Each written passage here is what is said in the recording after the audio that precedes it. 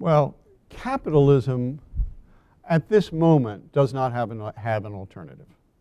There is no other mode of economic organization that is judged to be successful enough to try on national scales in this period. But we have two very clear and distinct political models for operating capitalism today. And one is the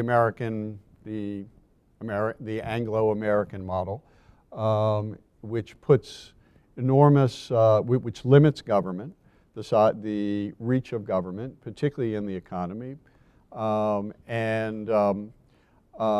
which is based on pluralism, multiplicity of interest groups, and in order to drive public policy, and individual rights.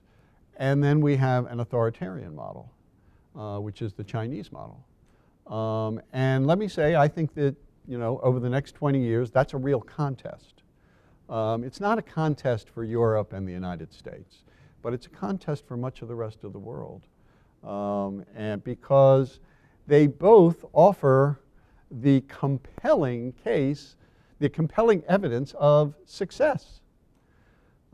Every country wants to be richer.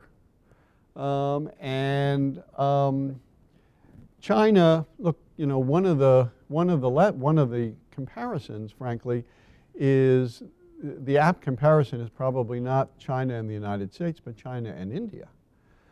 India is a democratic system, and as a result, it is subject to enormous cross pressures in order to make any changes. It has very low rates of foreign direct investment because it protects sectors, in particular retail sectors and the agricultural sectors. They're highly subsidized.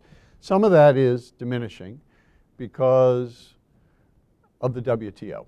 The WTO was kind of the unmentioned factor here in driving globalization because it set down rules for participating in global capitalism, which said you had to open your markets to foreign competition, i.e. bring down tariffs and quotas.